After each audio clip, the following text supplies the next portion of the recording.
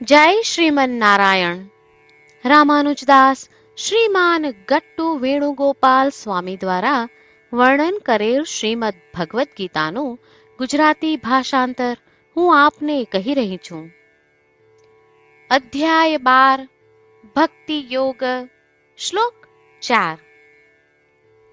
સન્નિયમ્ય ઇન્દ્રિયગ્રામં સર્વત્ર સમબુદ્ધયઃ તે પ્રાપ્નુવન્તિ મામેવ સર્વભૂતહિતે રતાઃ. ઓમ. ગીતાચાર્ય શ્રી કૃષ્ણ પરમાત્મા અર્જુન સાથે આપણને બધાને ભક્તિ યોગ શીખવી રહ્યા છે. પરમાત્મા કહે છે, અર્જુન, હું પ્રત્યેક આત્માનો અંતર્યામી છું અને પ્રત્યેક આત્મા મારે આધીન છે. પ્રત્યેક આત્મા શાશ્વત અને શુદ્ધ છે. જેવો આવો આત્મદર્શન પ્રાપ્ત કરવા ઈચ્છે છે તેમણે સ્વયંની ઇન્દ્રિયોને સાંસારિક વસ્તુઓથી સંયમિત રાખવી જોઈએ. તેમને એવી દ્રઢ સમજ હોવી જોઈએ કે પ્રત્યેક શરીરમાં આત્મા છે, તે સર્વે આત્માઓ જ્ઞાન સ્વરૂપ છે અને સમસ્ત આત્માઓ તેમના માટે સમાન છે. જેમ તેઓ સ્વયંના કલ્યાણની અભિલાષા રાખતા હોય તેમ સમસ્ત જીવોના કલ્યાણમાં પણ તેમને રુચિ હોવી જોઈએ. અર્જુન, જે કોઈ પણ આ પ્રકારની સાધનાનો અભ્યાસ કરે છે તે નિશ્ચિત રૂપે આત્મદર્શન પ્રાપ્ત કરશે, જેમાં હું અંતર્યામી રૂપે વિદ્યમાન છું. આ પ્રમાણે શ્રી કૃષ્ણ પરમાત્મા આત્મદર્શન પ્રાપ્ત કરવા માટેની સાધનાની વિધિ સમજાવી રહ્યા છે. ચાલો આપણે આપણી ઇન્દ્રિયોને સાંસારિક વસ્તુઓથી સંયમિત કરવાનું આરંભ કરીએ. ચાલો આપણે સર્વ જીવ પ્રત્યે સમભાવ રાખવાનો પ્રયત્ન કરીએ તથા સર્વ જીવોના કલ્યાણ માટે કાર્ય કરવાનું આરંભ કરીએ. શ્રી કૃષ્ણ પરમાત્માનું શરણ લઈ આપણા જીવનને અર્થપૂર્ણ બનાવવાનો પ્રયાસ કરતા ચાલો આપણે બધા શ્રી કૃષ્ણ પરમાત્માના શબ્દોનું આ શ્લોક સ્વરૂપે પુનરાવર્તન કરીએ. સન્નિયમ્યેન્દ્રિયગ્રામં સર્વત્ર સમબુદ્ધયઃ તે પ્રાપ્નુવન્તિ મામેવ સર્વભૂતહિતે રતાઃ. શ્રી કૃષ્ણ પરમાત્માએ આખી ભગવદ્ ગીતાનો સાર અધ્યાય 18ના શ્લોક 65 થી 70માં 8 ઉપદેશ દ્વારા કહ્યો છે. શ્રી કૃષ્ણ કહે છે, જે મારા આ 8 ઉપદેશ અનુસરે છે તે મને પ્રિય છે. એ સર્વે ભક્તોનું હું બધી જ રીતે રક્ષણ કરીશ.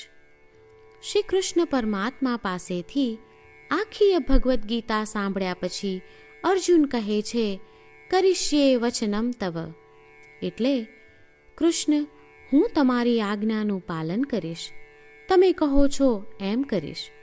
અને આથી જ શ્રી કૃષ્ણએ દરેક પ્રકારના યશ અને વિજય અર્જુનને આપ્યા છે.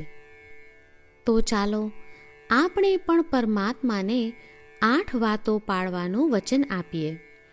પરમાત્માને આપેલા વચનથી મોટી કોઈ પૂજા, તપ કે યજ્ઞ નથી. 8 પ્રતિજ્ઞાઓ જે આપણે લેવી જોઈએ તે હું હવે કહું છું. આપ સૌ પણ એનો મન અને હૃદયથી વિચાર કરો. આ રીતે શ્રી કૃષ્ણને વચન આપતી વખતે આપણે સૌ શ્રી કૃષ્ણની હસતી મુખમુદ્રાનો મનમાં વિચાર કરીએ અને પરમ આનંદનો અનુભવ કરીએ. જય શ્રીમન નારાયણ. આપણા 8 વચનો આ પ્રમાણે છે. આપણું પહેલું વચન, હે શ્રીમન નારાયણ, તમારા ઉપદેશ પ્રમાણે હું હંમેશા તમારું ધ્યાન અને ચિંતન કરીશ. આપણું બીજું વચન, હે શ્રીમન્નારાયણ, તમે કહ્યું છે તેમ હું સદાય તમારી ભક્ત રહીશ. આપણું ત્રીજું વચન: હે શ્રીમન્નારાયણ, હું મારા કર્મો તમને સંતોષ થાય તેમ અને તમારી સેવા માટે કરીશ. આપણું ચોથું વચન: હે શ્રીમન્નારાયણ, તમે અનુસરવા કહ્યું છે તેમ મને પૂર્ણ શ્રદ્ધા છે કે હું તમારી છું. હું સદાય મારા હાથ જોડી તમને નમસ્કાર કરીશ, તમારી ભક્તિ કરીશ. આપણું પાંચમું વચન: હે શ્રીમન્નારાયણ, હું તમારા શબ્દો યાદ કરું છું.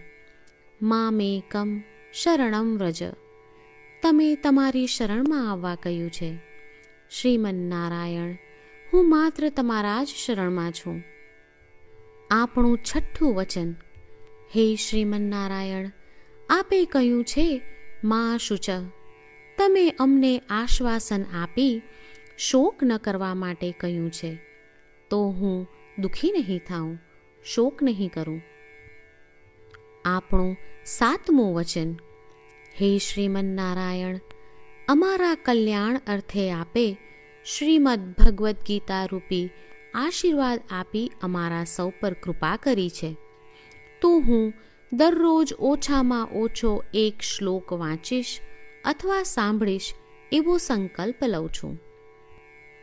આપણું આઠમું વચન: હે શ્રીમન્નારાયણ, હું ગીતાના દૈવી શબ્દો એ ભક્તો સુધી પહોંચાડવાનો પ્રયત્ન કરીશ જેઓ ગીતાથી અજાણ છે.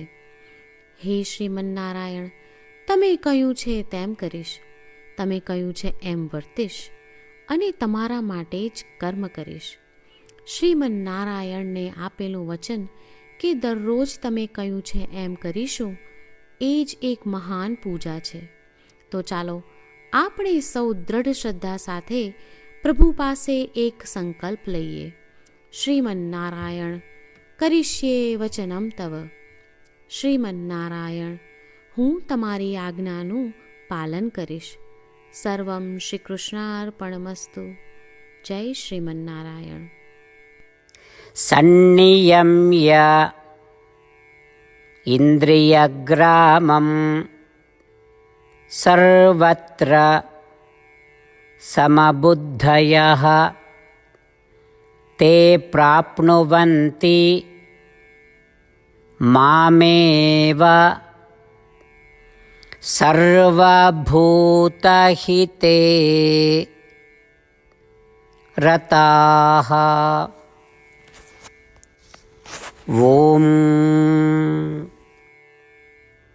સંનિયમ્યેન્દ્રિયગ્રામં સર્વત્ર સમબુદ્ધયઃ તે પ્રાપ્નુવન્તિ મામેવ સર્વભૂતહિતે રતાઃ. જય શ્રીમન્નારાયણ. તમામ ભક્તોને ખાસ વિનંતી: આપણા જીવનની દરેક બાબતોમાં આપણે તાત્કાલિક અને અસરકારક પરિણામો ઈચ્છીએ છીએ. આ પ્રાપ્ત કરવા માટે ચાલો દરરોજ 1 મિનિટ ફાળવીએ અને નારાયણાસ્ત્રમ વાંચીએ.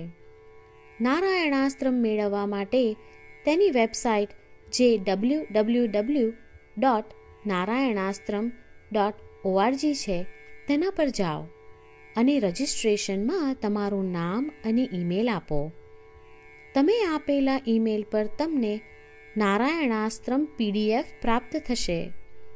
PDFમાં રામાયણનો 1 શ્લોક, ગીતાનો 1 શ્લોક અને એક વિષ્ણુ નામ છે.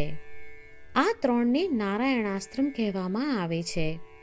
દરેક વ્યક્તિને આ શ્લોકોનું અલગ અલગ સંયોજન પ્રાપ્ત થાય છે.